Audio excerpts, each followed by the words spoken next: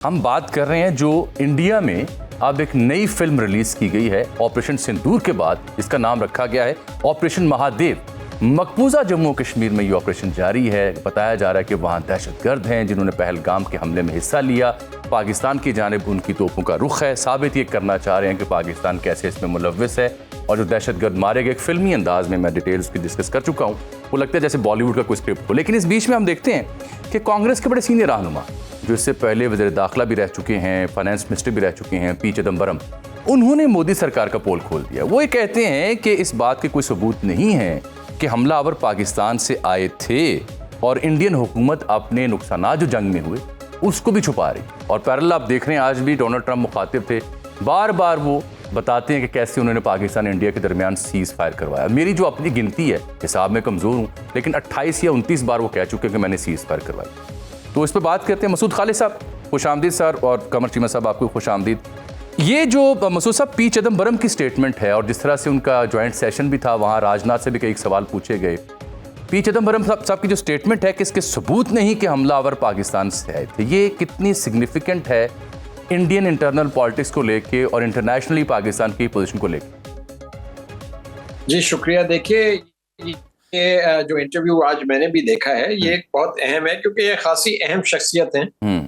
ये पहले शायद फाइनेंस मिनिस्टर भी रहे हैं वहां पर, उसके बाद होम मिनिस्टर थे इंडिया में। जी। और काफी समझदार शख्सियत के तौर पे जाने जाते हैं। तो उन्होंने जो बातें कही हैं उसमें तो उन्होंने क्लियरली कहा कि ये एक तो कोई सबूत नहीं आए, और दूसरी बात कि ये कैसे अस्यूम कर लिया गया कि ये जो दहशतगर्द थे ये पाकिस्तान से आए थे या ये होम ग्रोन नहीं थे। इसके अलावा भी इन्होंने काफी बातें की।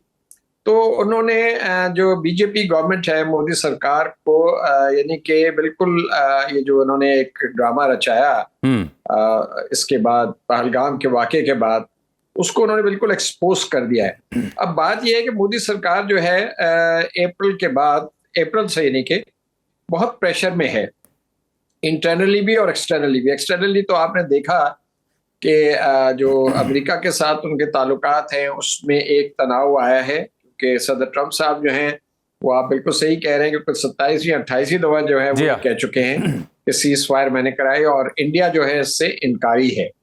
और इंडिया इससे भी इनकारी है कि उनका नुकसान हुआ।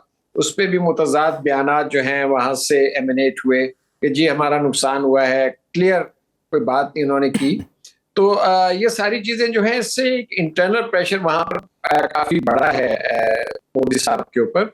और आप जानते हैं कि वहाँ बिहार में भी इलेक्शन आ रहे हैं, तो उन्होंने ये जो डोमेस्टिक ऑडियंस है उसको भी अपीज करना है। तो अब ये एक नई चीज शुरू की है, ये कोई नई बात नहीं है पाकिस्तान पे। तो उन्होंने आंखें बंद करके जो है वो एक इल्जाम पहले भी लगाया था, पहले भी लगाते रहे और अब भी लगा रहे हैं। तो अब ये है कि जो पाकिस्तानी उन्होंने नाजायज तरीके से यानी कि जो कुछ वहाँ पर हैं शायद जिनको पकड़ा वकड़ा है, उन्होंने उनको इस्तेमाल ना करें और कोई स्टेज मैनेज ना करें, इस किस्म की चीजें कर सकते हैं। तो अब ये देखिए कि अंदरूनी तौर पे जो उनका इस वक्त खलफशार है, वो कांग्रेस ने बहुत प्रेशर वहां डाला हुआ है और वो कहते हैं कि आप पार्लियामेंट में आके डिस्कस करें, हमें बताएं सारी चीजें। और उससे जो है वो मोदी सरकार आ रही है, इनकारी है, आगे नहीं आ रही।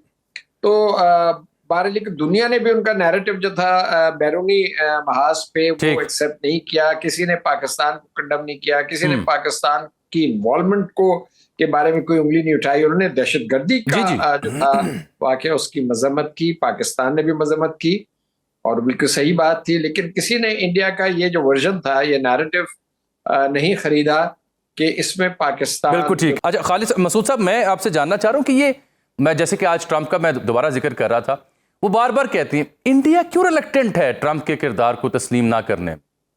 देखिए जी, अब उन्होंने एक पोजीशन ले ली है, अब उस पोजीशन से वो हटना नहीं चाह रहे। ये ईगो का मसला है, उनका हुब्रस है।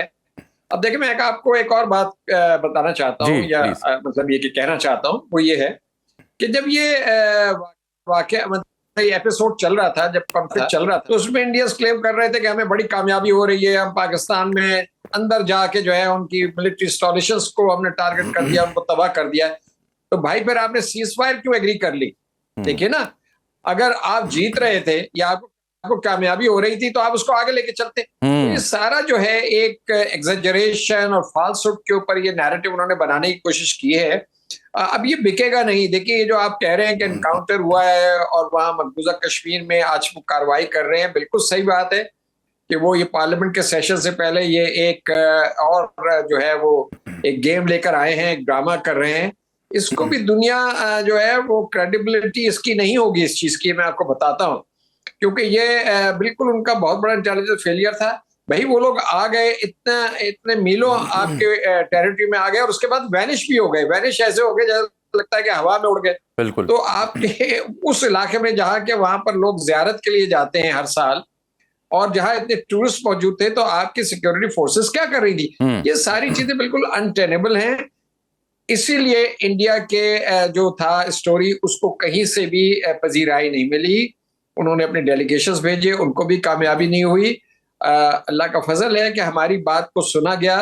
वो कि पहले तो यही होता था कि अगर पाकिस्तान कोई बात कहता है तो उसकी बात पे यकीन नहीं किया जाता था, लेकिन इस दफा चूंकि हमारी जो थी मिलिट्री प्रोवेस, उसने भी अपना लोहा मनवाया, और हमारी जो डिप्लोमेसी थी, जो हमारा नैरेटिव था, जो हम बाहर बता रहे थे दुनिया को, वो भी कन्विंसिंग था। यानी कि आप बगैर किसी इल्जाम के आप ये कहें कि पाकिस्तान ने करवाया। वैसे ही उसके बाद उन्होंने कहा कि हमने ये जो ऑपरेशन सिंदूर है इसको पॉज कर दिया। भाई पॉज का क्या मतलब है? कल को खुदा ना खास्ता कोई और टेररिस्ट इंसिडेंट हो जाए, तो आप क्या दोबारा कोशिश करेंगे पाकिस्तान के ऊपर एग्रेशन करेंगे? इसी तरह अगर वहां हो जाता है या पाकिस्तान में होता है तो हम कहेंगे नहीं इंडिया ने कराया और हम अपनी फौजें जो है वहां पे चढ़ा दे। ये तो बड़ी ही रिस्पॉन्सिबल किस्म की बाखबर रहिए हर जगह हर वक्त बर वक्त। अभी सुनो न्यूज का यूट्यूब चैनल सब्सक्राइब करें और बेल आइकन पर क्लिक करें और जानिए मुल्की और गैर मुल्की हालात व वाकयात यकीन के साथ।